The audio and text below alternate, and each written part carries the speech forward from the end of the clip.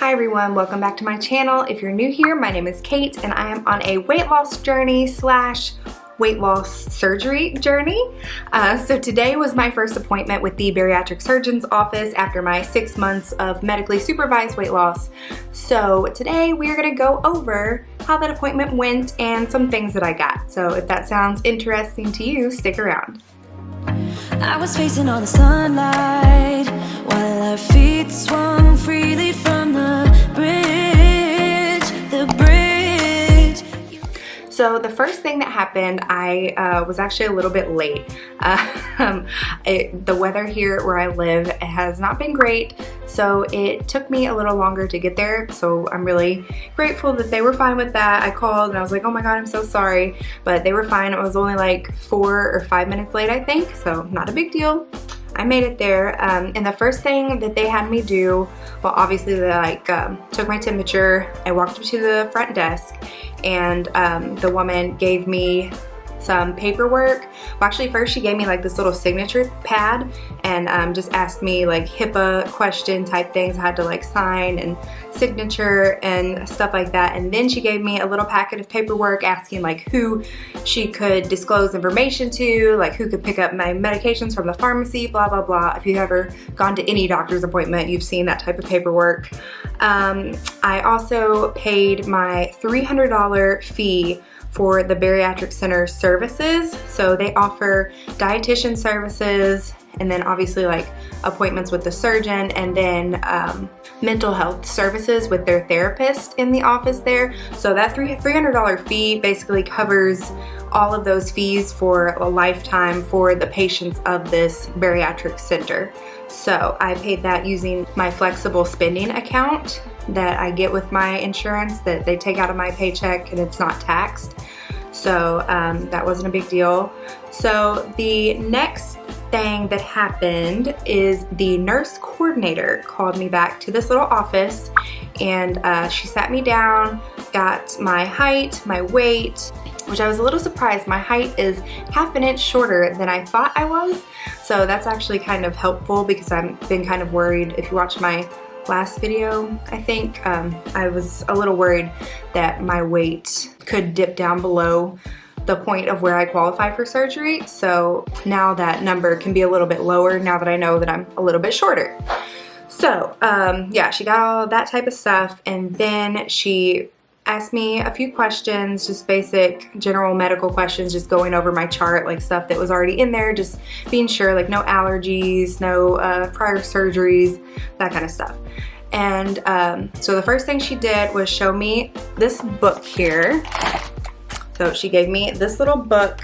It has like everything you could ever need to know about having surgery at this surgical center in it, and we'll go through that a little bit later. But she gave me the book. She pulled out 2 pictures. You'll see one in the video that I put somewhere.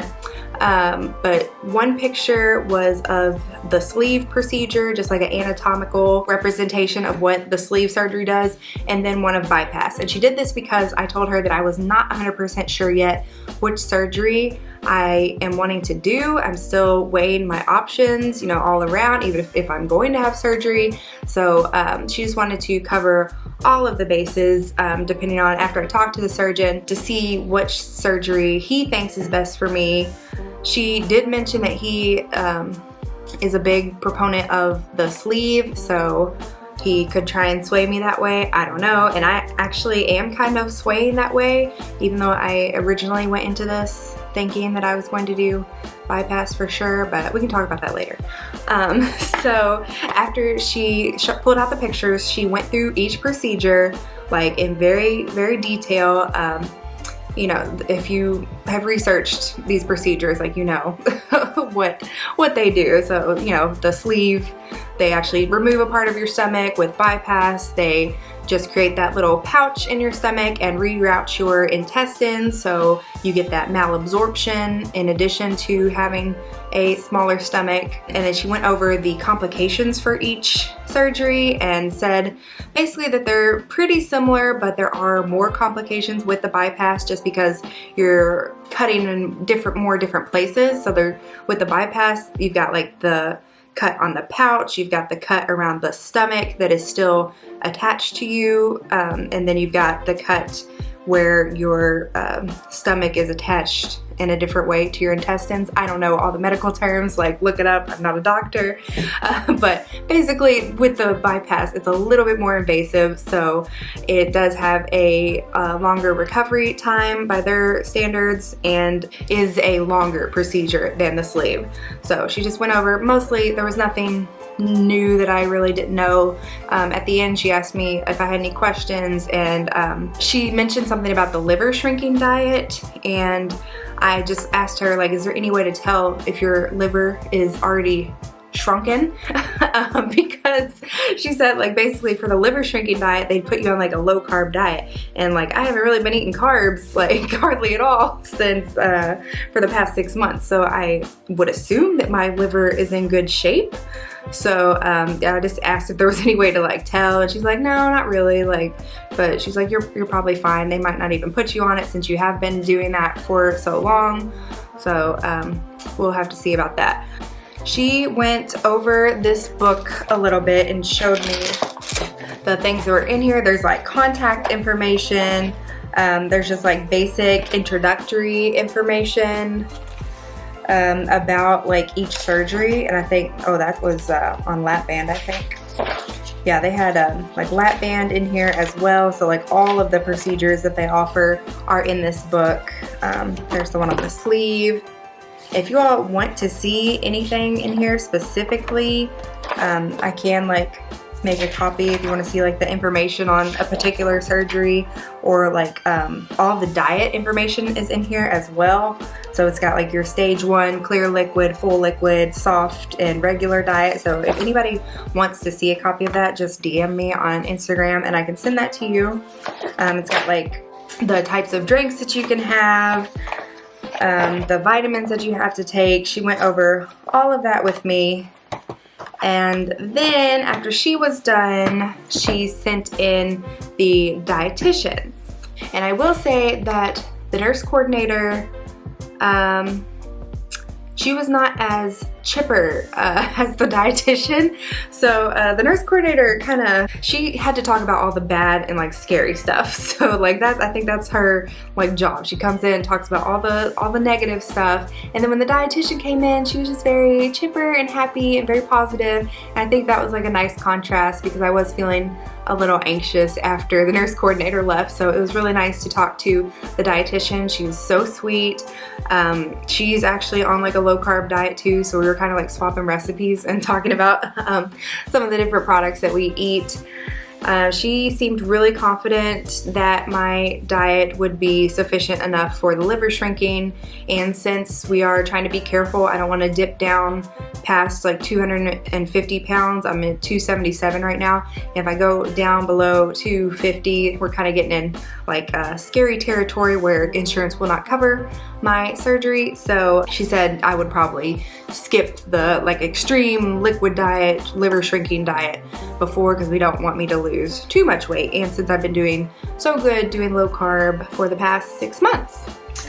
So yeah, she just went over basically a lot of the same things that the nurse coordinator went over. She did get into a little bit more detail about the vitamins and like why we need each specific vitamin.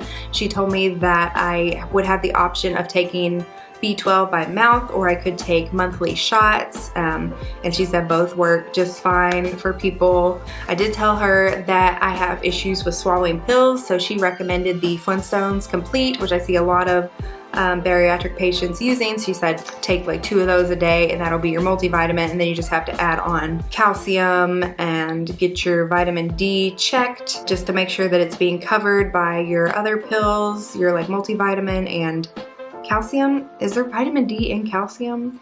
I don't know, I didn't really understand that part. But and yeah, and then just worrying about B12, because that's really important for people that don't eat meat. And she was like, are you not already taking B12? And I was like, well, I was. And then yeah, if you follow me on Instagram, the Nutrimin vitamin fiasco, yeah. So I'm not currently taking any vitamins, so I think I will pick up some Flintstone vitamins and try those out and see if I like them, so I know if I should order them for when I have surgery. So after she left, she was actually like the longest conversation. She was a talker, which I didn't mind. She was nice, she was chipper. I really enjoyed talking to her. And so after she left, the therapist came in, and she was kind of different from those two women. Like the first lady was very like brazen and like very blunt about things, pretty serious. The next one's very chipper and happy and preppy. And then the therapist was very quiet and like very calming. I guess most therapists are like that, I don't know. But yeah, she was really sweet. She just asked some like basic mental health questions. Like she noticed on my chart it did say that I had a history of anxiety and depression, and I explained to her that it was more of like a hormonal thing, that I never ended up taking medication for it.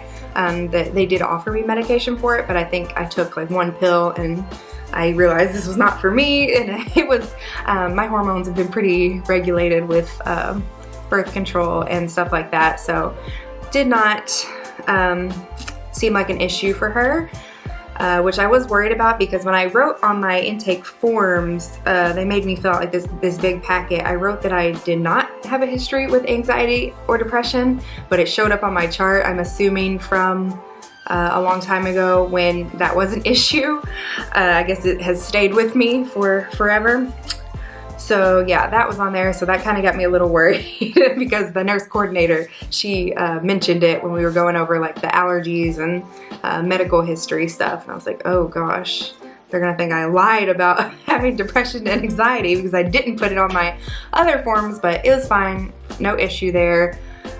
She seemed to think that I was in a really good place for having surgery. That was the first question she asked, by the way. She asked, why are you thinking about surgery now? Like, why do you want to do it now? Because I had said that I've been thinking about it for, I mean, it's been in my mind probably for the last 5 years or so, but I didn't really think about it seriously until like the last year. And I just explained that with my pregnancy, it was kind of a wake-up call with the high blood pressure and everything. It was like a major wake-up call for me that I need to get it together, especially if I want to have another child, blah, blah, blah, the whole story. Yeah, so after she went over all of her stuff and let me know about the services that she offers, and reminded me that that $300 does cover visits with her, and like her line is always open. She can do telehealth visits. She works from home part of the time, so she's basically available whenever if I'm having mental distress or anything that I feel like I need to talk to her about. So that was really comforting to know that there's always somebody there that you can talk to. And then that was about 2.5 hours of talking to those 3 women, and that was the end of it. So the therapist walked me out of the office, and I made my next appointment, which is 5 days from now, with the surgeon. He was the one that did my seminar. He's your typical arrogant surgeon, but sometimes I think the best surgeons are the ones that are the most arrogant, because they're confident in what they do and they love what they do and they know they're good at it. So I'm excited to meet with him. I think it's going to be a good fit for me. So let's go over, I actually got some free samples. Let's look at what they got me. So the first thing here, I got some Ungery. Mini-Me in Tennessee gets this stuff all the time, and I have been wanting to try it like forever. 110 calories in these, 2 carbs, 2 sugars in here, and 20 grams of protein. I feel like this one has less sugar. I also got the Premier Protein in vanilla. Yeah, this one has 30 grams of protein compared to 20 with that, but the bottle is a little bit bigger. This is 11 fluid ounces. This is 8.5 fluid ounces.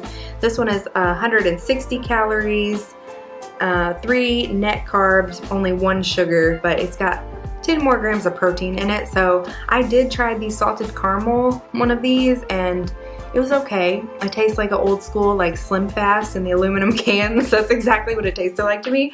But I will be trying some other flavors. I'm glad that I got this one. And my gym also sells like chocolate, so I want to try that one too. And I've heard the apples is really good. And they also gave me a coupon for the, yeah, this one. The, no, not that one. Is it that one? The cinnamon oats. I don't know, that one in the picture. That's the one I've heard people say is really, really good. So I want to try that one too and stock up before surgery. I also got this like super generic looking vanilla protein and fiber bar. It doesn't even have like a brand name on it, so I'm guessing maybe they sell it at the Bariatric Center. They had like a little store I could see. I didn't go in there, but they had a store where they had like the Bariatric Advantage vitamins and like supplements. But then I got these two, I think these are called calcitrate. They're calcium chews, I'm pretty sure. They're not labeled, but I got the peanut butter chocolate and the strawberry melon. Yeah, so I got two of those calcium chews, and then I got a little sample pack of the Bariatric Advantage vitamins. Let's see what's actually in here. They do sell these at the Bariatric Center, so that's very convenient, not having to order them online. There's a $5 off coupon. So we've got a calcium citrate chew. This feels different than those ones in there. We've got an Ultra Solo with iron, a once a day multivitamin. This does not appear to be chewable. It feels like a very large pill. I don't know if I'll be able to take that. And then a chewable Ultra Solo with iron. Oh, are these different flavors? Oh, this is a chewable one. Okay, that was like a swallowable one. This is a chewable multivitamin. And this is in the flavor Berry Sour. And then this is another calcium citrate chewy bite in the caramel flavor. So I will definitely be trying all of these things before I stockpile any vitamins. I want to have like a good stockpile of everything before I have surgery so I don't have to worry about it. So I'm really glad that I've got a few samples of things that I can try. So yeah, let me see if there's anything else I wanted to talk to you all about in this book. Oh, okay, this is what I was looking for because somebody asked me and was like, oh, you got all of your stuff done in one day, and I was like, I'm not really sure if I'm done. Like, I don't know the schedule of how this place does, you know, like what's happening. So I'm on step 4 here. So I've already done my research. I had my informational seminar. I completed the patient packet. I have had my Norton weight management assessment, paid my $300 fee. So the next step, step 5, is my surgeon's visit. It says after your assessment, you will be ready to meet with your surgeon. The surgeon will review your medical history, discuss the procedure, and answer your questions. Depending on your medical history, you may need to complete a few tests to confirm your heart and lungs are healthy enough for surgery. So I don't know if that's something that I'll have to do. I don't have any history with heart or lung issues, so I don't know. Once all test results and information are received, the office will submit your information to your insurance company. Your surgery will be scheduled after approval is received from your insurance company. And the next step after that is you will undergo a few final tests at the hospital a few weeks before your surgery. In addition, you will meet with a bariatric nurse and dietitian to make sure you are informed about your procedure and follow-up care. Yeah, she did mention that there was some sort of seminar the 2 weeks before your actual surgery, and she said that's the time where like a lot of people will change their mind about like doing it or change their mind about which surgery they're gonna have. So it seems like that is like you have all the way up until that point to like really make your like final decision, and that's kind of comforting just because I like being able to change my mind. So it seems like I do have some time to still like ponder this and talk to the surgeon. But I was thinking that there was gonna be more, but I don't know what kind of testing they'll need to do. So this could be more of a drawn out process depending on what tests they will need. So we'll see after my next appointment in 5 days, and I will give you all an update then.